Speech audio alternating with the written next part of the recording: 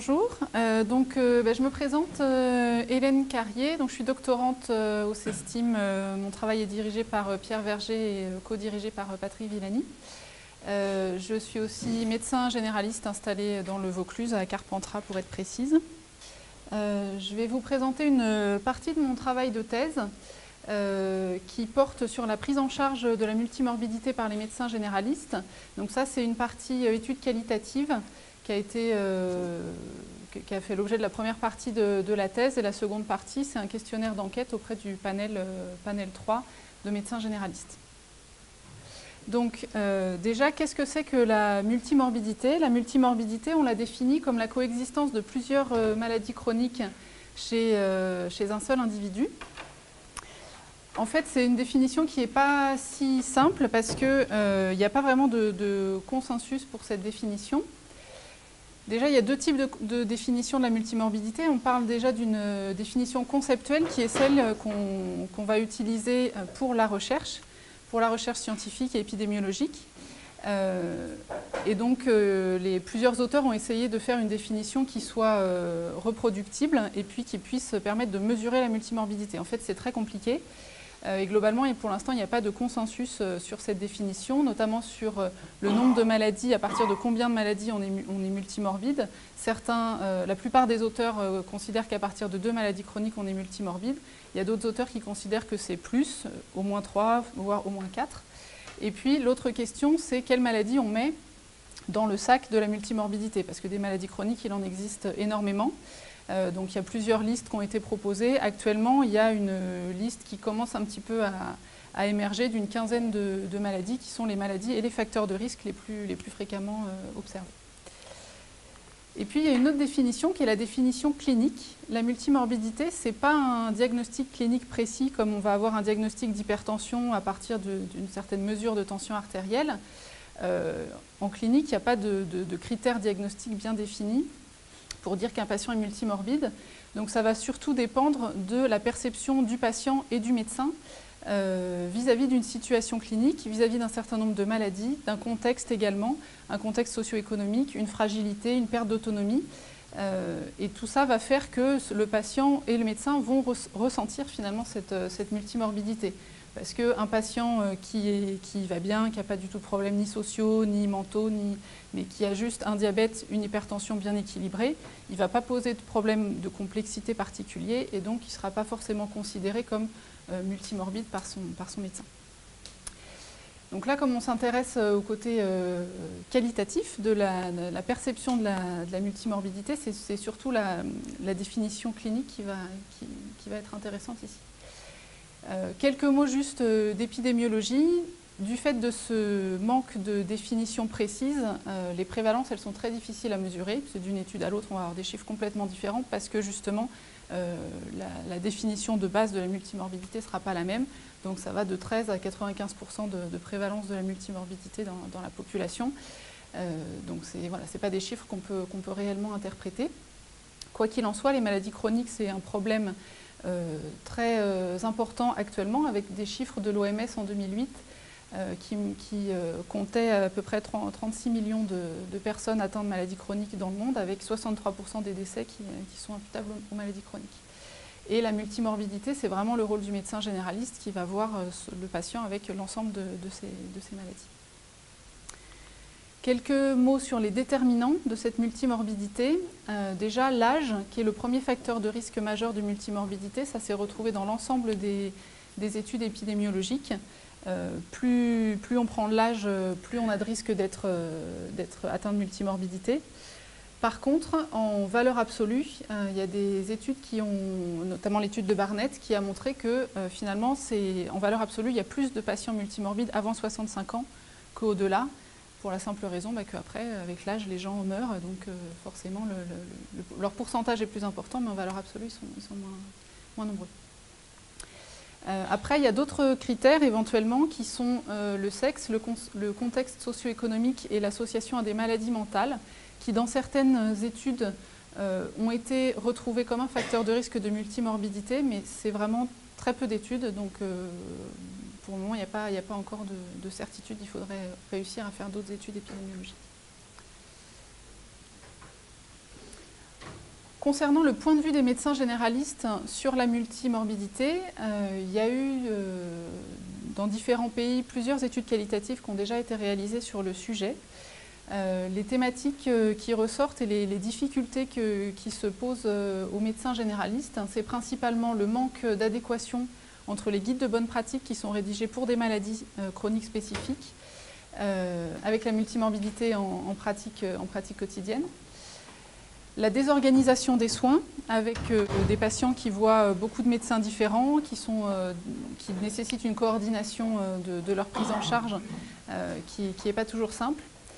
Un problème qui est vraiment très mis en avant par les médecins, c'est le problème de la polyprescription et de la iatrogénie qui va avec et les enjeux de déprescription de ces ordonnances très chargées des patients multimorbides. Et puis il y a tout un aspect soins centrés sur le patient, puisque quand on a une prise en charge globale comme de patients complexes atteints de multimorbidité, il faut aussi prendre en compte tout leur contexte de vie, leur expérience, leur entourage, leurs préférences aussi dans les soins qu'ils reçoivent. Alors l'objectif de cette étude, c'était d'explorer le vécu et les opinions des médecins généralistes sur la prise en charge des patients atteints de multimorbidité.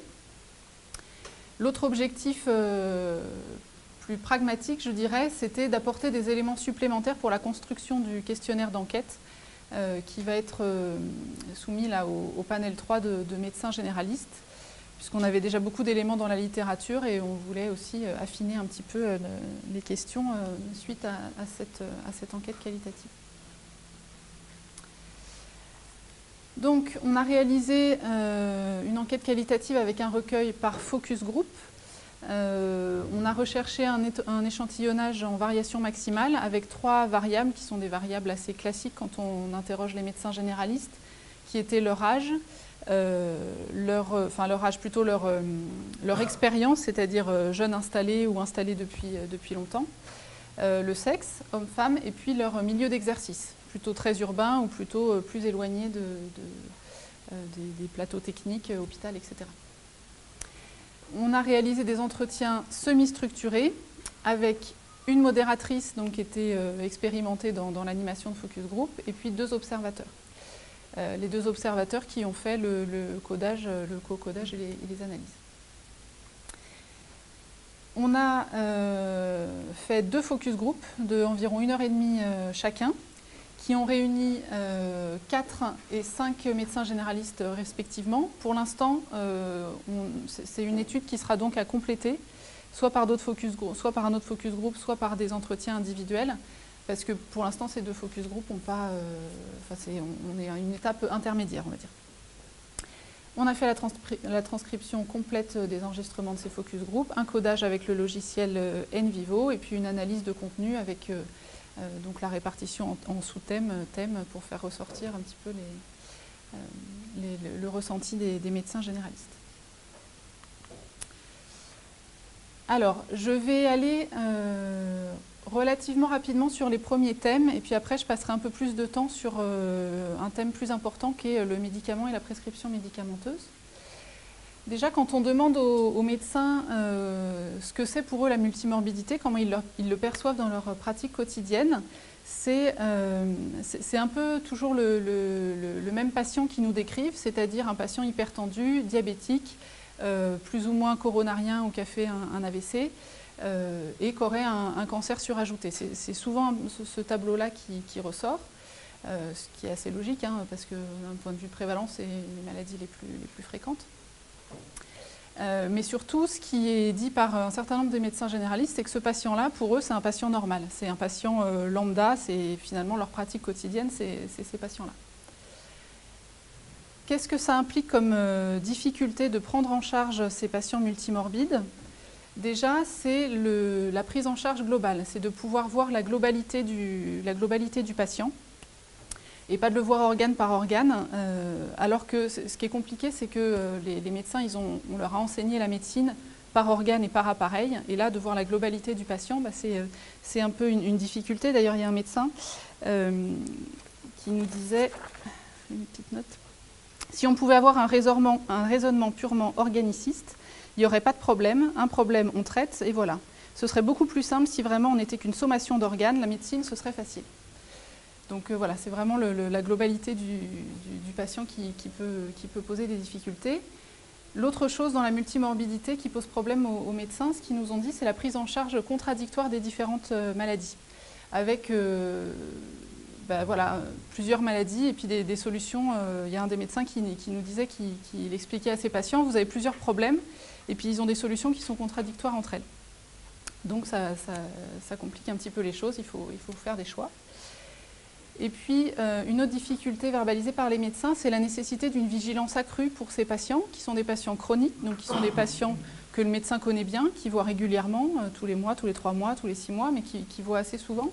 Et ce qu'il disait, c'est qu'il fallait vraiment faire attention à ne pas tomber dans la routine, et puis être vigilant pour ces patients qui sont complexes et qu'on a l'impression de nous connaître par cœur. Et puis, voilà, finalement, il ne faut pas se laisser piéger dans ces habitudes. Le rôle du médecin généraliste, il est vu par quasiment tous les médecins avec qui on a discuté. Il se voit comme le pivot, comme le chef d'orchestre, le pivot de la prise en charge.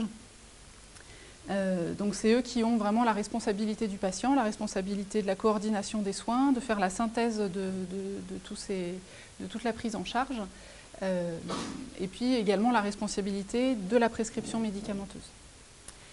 Sur les guides de bonne pratique, les avis sont plutôt partagés, c'est-à-dire qu'il y en a qui vont dire, il y en a une qui a dit, moi les recommandations, je m'assois dessus, je m'intéresse à mon patient et je ne traite pas des recommandations. Et puis d'autres qui vont être plus evidence-based medicine et qui vont s'attacher un petit peu plus à respecter ces recommandations.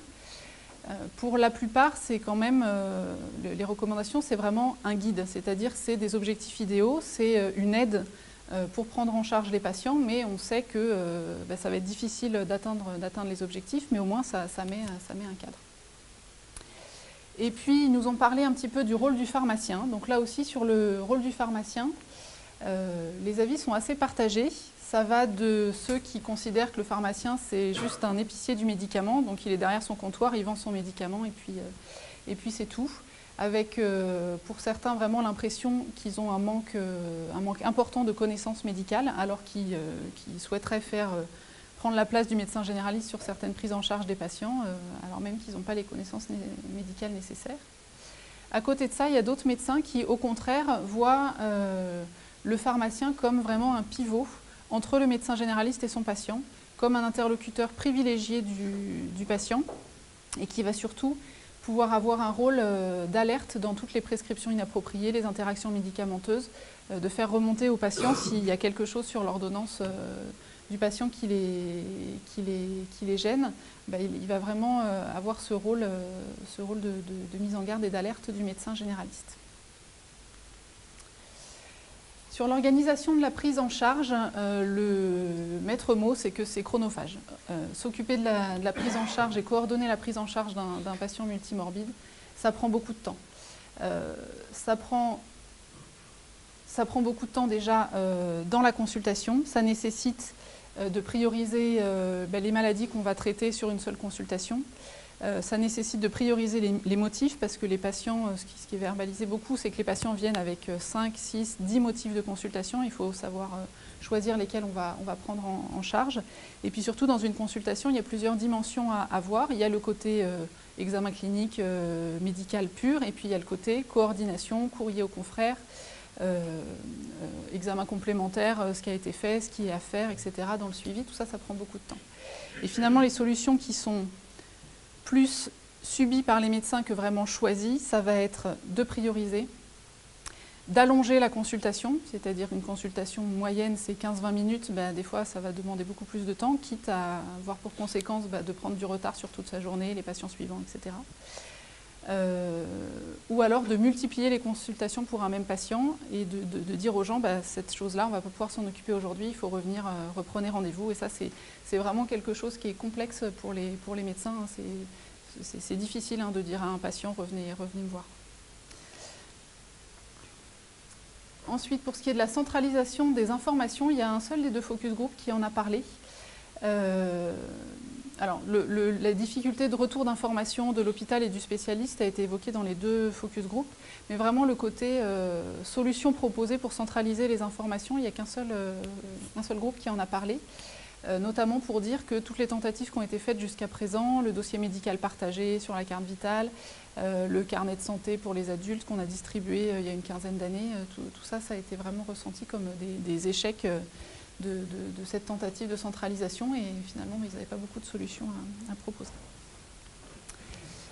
Alors maintenant je vais détailler un petit peu plus un des enjeux vraiment centrales dans la prise en charge des patients multimorbides, c'est la prise en charge médicamenteuse.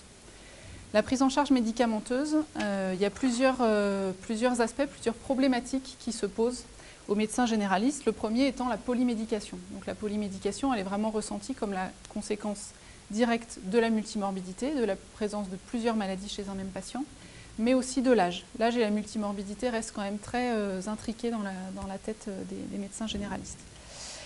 Le seuil reste flou, c'est-à-dire à partir de combien de médicaments on est multimorbide, c'est quelque chose qui n'est pas du tout tranché dans la tête des médecins. Et puis cette polymédication, elle est due à la fois à l'ensemble des traitements indispensables qu'a le patient pour traiter ses différentes maladies chroniques, les traitements symptomatiques qui se rajoutent pour la douleur, pour une plainte sur une insomnie, etc. Et puis aussi l'automédication. L'automédication a été peu abordée par les médecins, il n'y a qu'un seul groupe qui en a parlé, et de façon très ponctuelle, mais ça se rajoute également sur la polymédication des patients.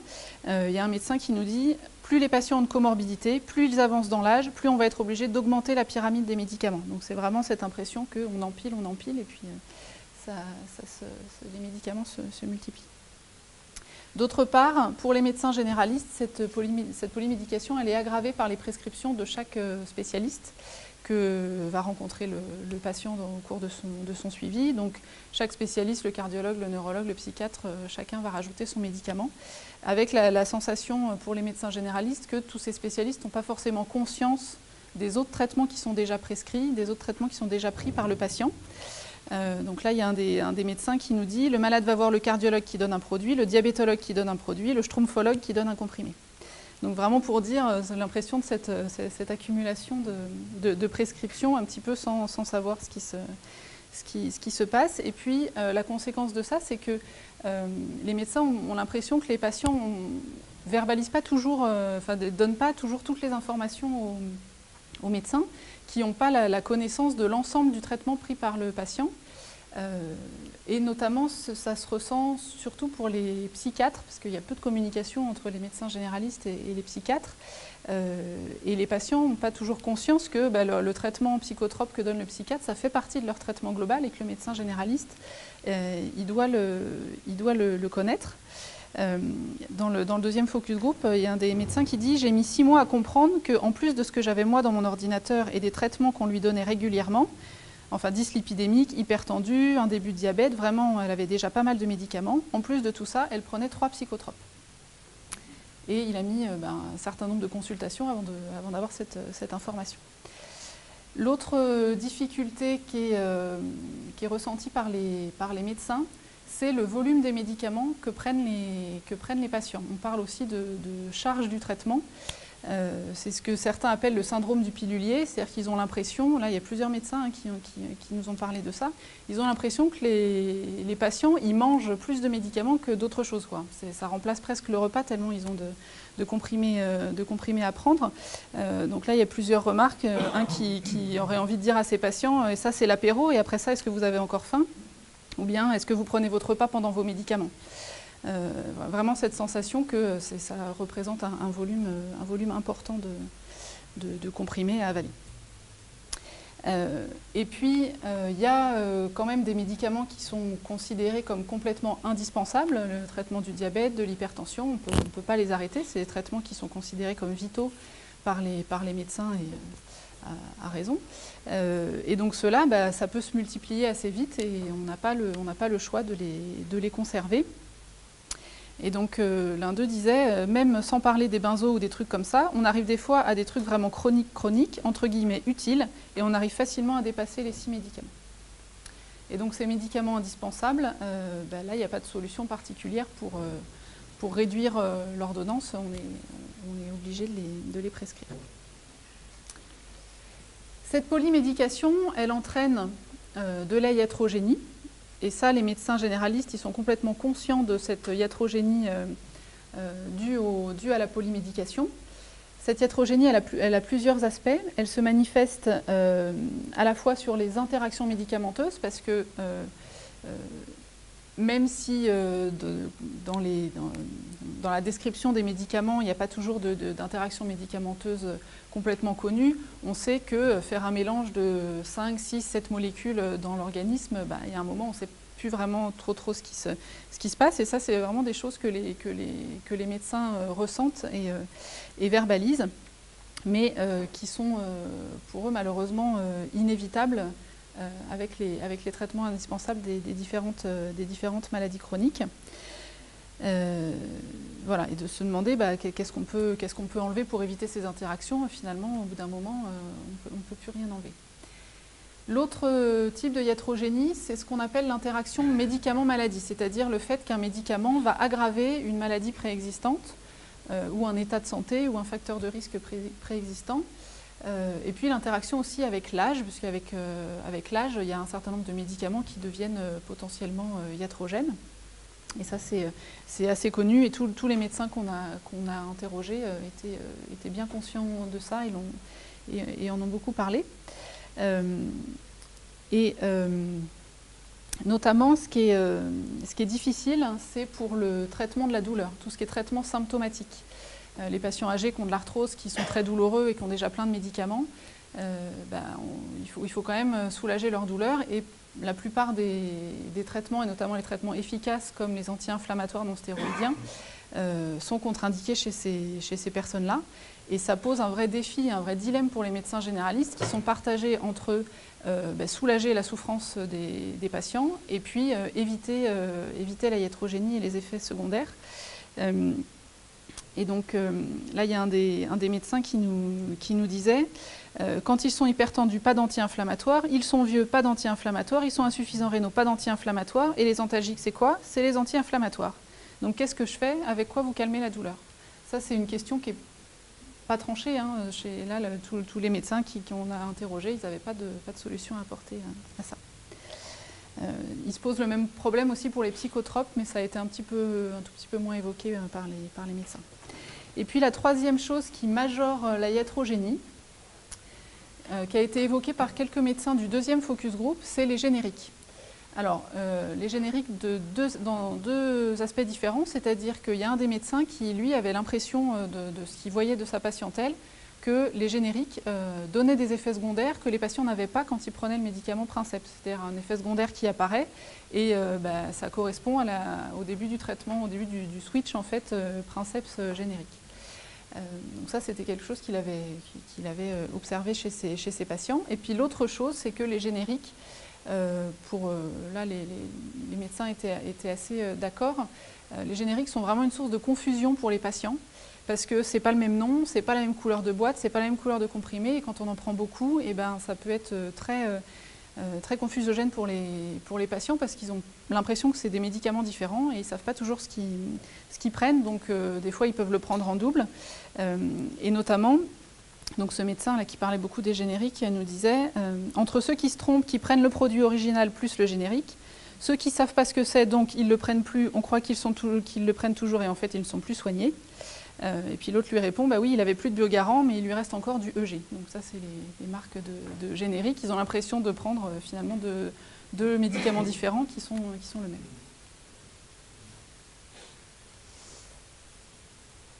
Donc, dans tout ça, la suite de tout ça, c'est la déprescription. Les patients, ils sont polymédiqués, ils ont potentiellement un certain nombre d'effets indésirables et puis de médicaments inappropriés. Donc, comment on fait pour déprescrire ces médicaments?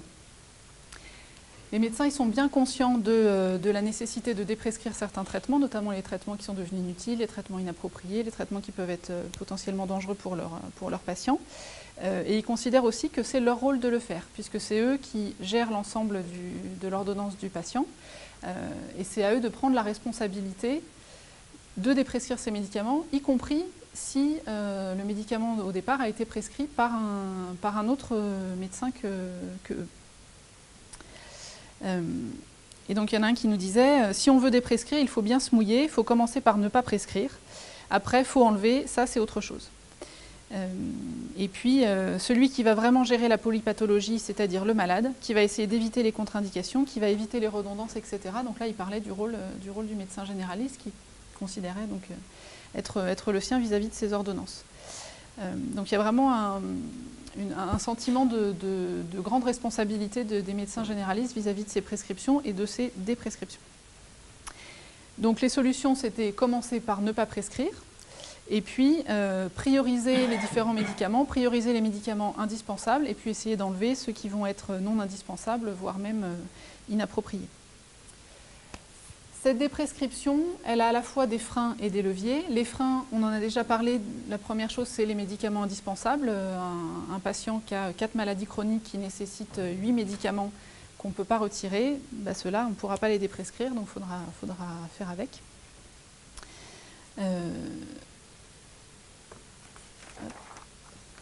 Excusez-moi. Le deuxième frein, c'est surtout le temps. Donc on a parlé tout à l'heure de la prise en charge, la coordination des soins, etc., qui était très chronophage pour les médecins dans le suivi des patients multimorbides.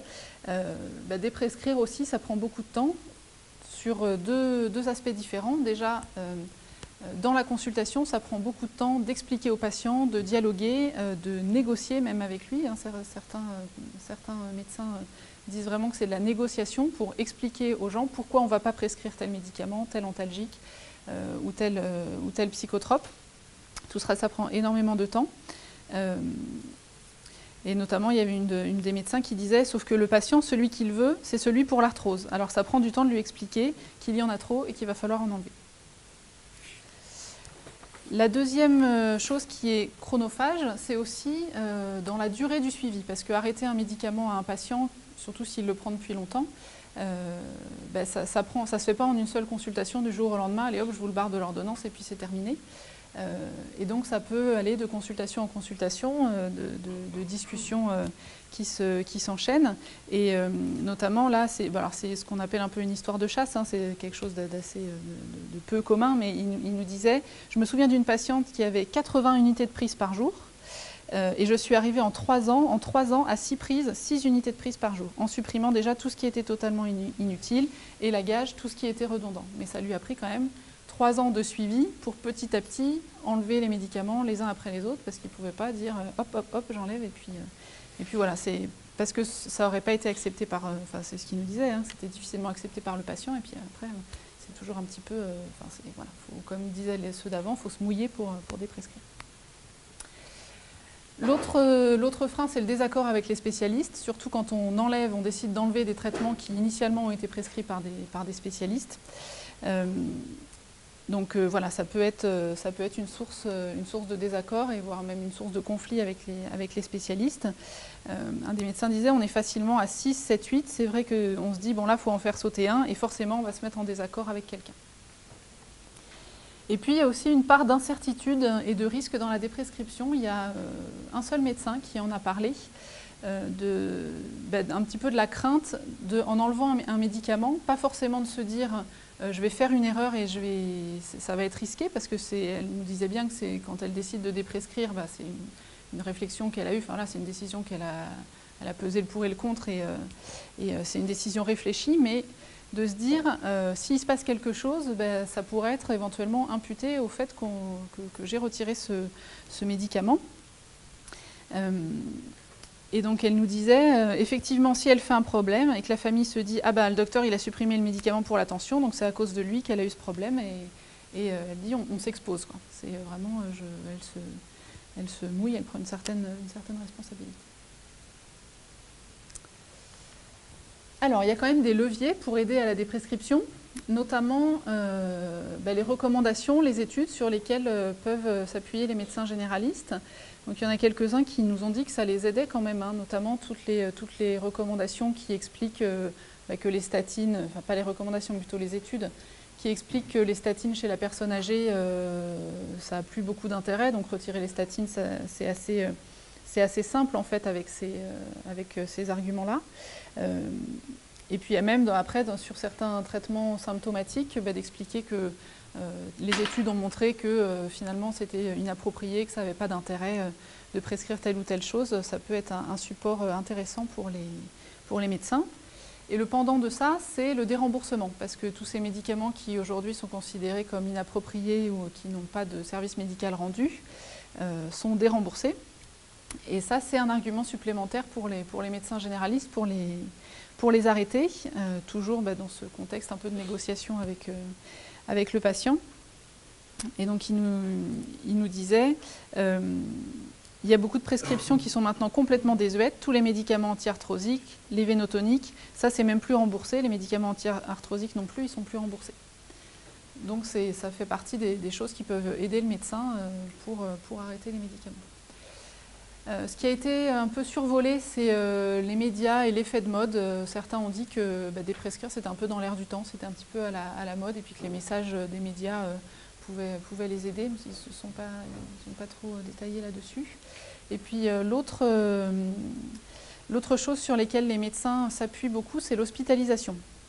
L'hospitalisation qui peut être l'occasion de faire le ménage dans l'ordonnance. Il y a trois raisons à cela qui ont été évoquées. C'est déjà le regard neuf de l'hôpital. Ils voient le patient arriver, ils n'ont pas du tout ni toute son histoire de prescription, enfin voilà, tout un vécu ancien, et donc ce regard neuf permet de voir des choses que le médecin généraliste peut-être ne voyait plus depuis le temps qui suivait son patient. L'autre chose, c'est que la déprescription, elle paraît beaucoup plus simple pour les médecins en hospitalisation qu'en ville, parce que en hospitalisation, le patient il est surveillé tous les jours, on lui prend sa tension tous les jours, il mange le plateau repas de l'hôpital, de son régime diabétique, pas sucré, pas salé, etc. Et donc ça simplifie beaucoup les choses, parce que c'est des conditions idéales, mais qui ne sont finalement pas les conditions de vie normales du patient, et souvent finalement pas reproductibles dans sa vie quotidienne. Donc là, il nous disait la condition d'un malade sur un lit d'hôpital avec rien à faire, avec quelqu'un pour lui surveiller sa tension tous les jours, qui va manger le plateau repas de l'hôpital, le même qui est à la maison, c'est pas du tout le même malade. Donc effectivement, ça paraît simple en hospitalisation d'arrêter des choses quand on a le patient sous les yeux, mais ce que disent les médecins généralistes, c'est qu'une fois rentré à la maison, ce ne sera pas tout à fait les mêmes conditions de vie. Et puis, il y a la gériatrie. Donc la spécificité des services de gériatrie, c'est que, tous les médecins en ont parlé, en gériatrie, les médecins enlèvent beaucoup de médicaments sur l'ordonnance, parce que ça fait vraiment partie de leur conception en fait, de la prescription, qui sont très au courant de l'hiatrogénie des différents traitements sur la personne âgée, et que ils sont formés comme ça. C'est vraiment quelque chose, ils ont un regard synthétique qui leur permet de supprimer des médicaments.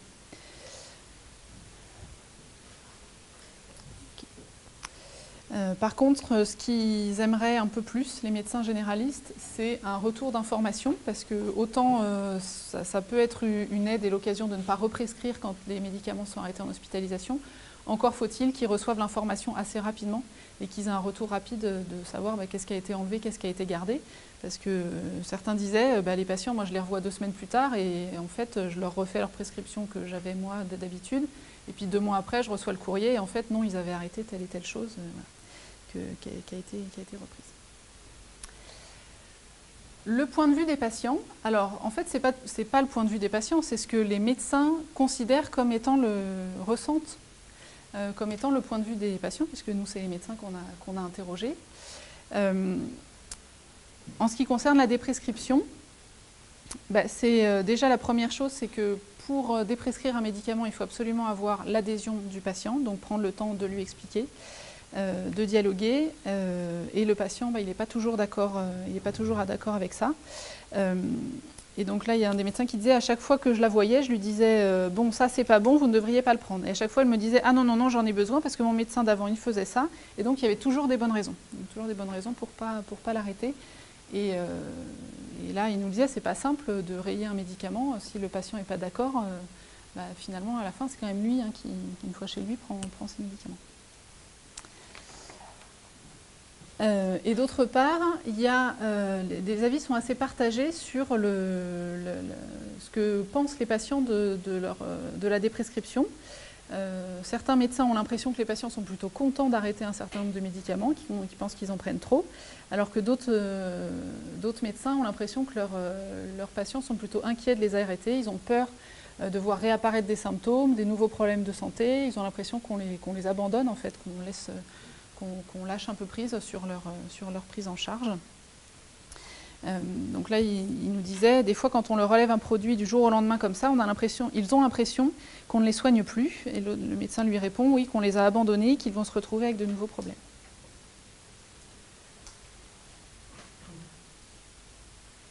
Alors, pourquoi est-ce que le médicament et la prescription médicamenteuse, c'est un sujet qui préoccupe beaucoup les médecins généralistes?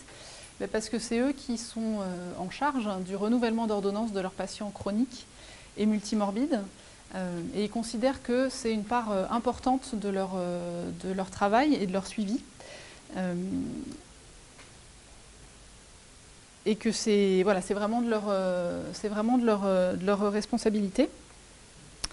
Un des médecins nous disait, pour nous, c'est justement là où on fait vraiment le job, notre mission de suivi des maladies chroniques. Finalement, dans la tête des gens, c'est 3 clics et on imprime un bout de papier sur lequel, c'est vrai, souvent, on ne change pas forcément les médicaments. Mais pour arriver à la conclusion qu'il ne faut rien changer, les gens ne se rendent pas forcément compte qu'on a vraiment réfléchi intensément pendant 10 minutes, un quart d'heure. Donc c'est un peu l'impression que le médecin et le patient, ils n'ont pas la même vision des choses. C'est-à-dire que pour le renouvellement d'ordonnance pour le médecin généraliste, c'est vraiment c'est fondamental dans le suivi des patients chroniques, alors qu'ils ont l'impression que leurs patients, ils ne se rendent pas trop compte, oui, vous me renouvellerez mon traitement, au fait, c'est le motif de ce qu'on appelle la poignée de porte au moment de partir, au fait, donnez-moi mon ordonnance.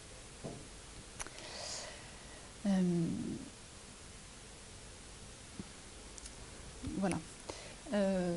Et puis, une chose qui a été mise en avant par plusieurs médecins, c'est surtout d'éviter la routine dans le renouvellement d'ordonnance. Parce que ça peut être assez rapidement une routine de dire son patient qu'on voit souvent, hop, on lui fait son ordonnance, on ne fait plus trop attention, et puis on passe à côté d'un certain nombre de choses, de médicaments inappropriés qu'on pourrait retirer.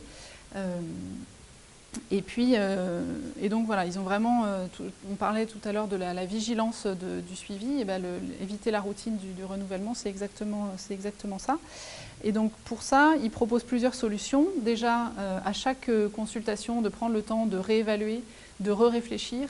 Il y a un des médecins qui nous disait, moi maintenant je ne dis plus je renouvelle votre traitement, mais je réévalue votre traitement, parce que dans sa tête, ça lui permettait intellectuellement de se mettre vraiment dans cette posture-là. Il y en a un qui proposait il réorganise un peu son ordonnance, il a ses 10 médicaments, il les re-range dans un autre sens, comme ça lui donne un nouveau regard, il refait une synthèse un petit peu différente. Et puis certains proposaient de s'appuyer sur le regard sur un regard neuf, par exemple le regard du médecin remplaçant qui vient pendant la période de vacances et qui va avoir finalement un autre point de vue sur l'ordonnance et qui va peut-être essayer de changer un peu des choses, ou bien si c'est un confrère du cabinet qui voit le patient pour cette fois-là et qui va avoir un regard différent. Pour finir, la place des patients vis-à-vis du médicament, il y a une vision assez partagée entre les différents médecins généralistes qu'on a interrogés. Certains pensent que vraiment leurs patients sont très demandeurs de médicaments, ils veulent le traitement symptomatique pour soulager la douleur, un peu à n'importe quel prix, les traitements, les somnifères parce qu'ils ne dorment pas, donc ils veulent absolument un somnifère et c'est très compliqué de leur dire que non, peut-être cette fois-là on leur prescrira pas. Et puis, à l'opposé de ça, d'autres médecins ont l'impression qu'une part des patients sont plutôt méfiants vis-à-vis du médicament. Ils ont peur des médicaments, peur des effets secondaires, ils ne veulent pas trop en prendre, ils ne veulent pas trop se surcharger, voire certains qui préfèrent partir sur des traitements un petit peu plus alternatifs.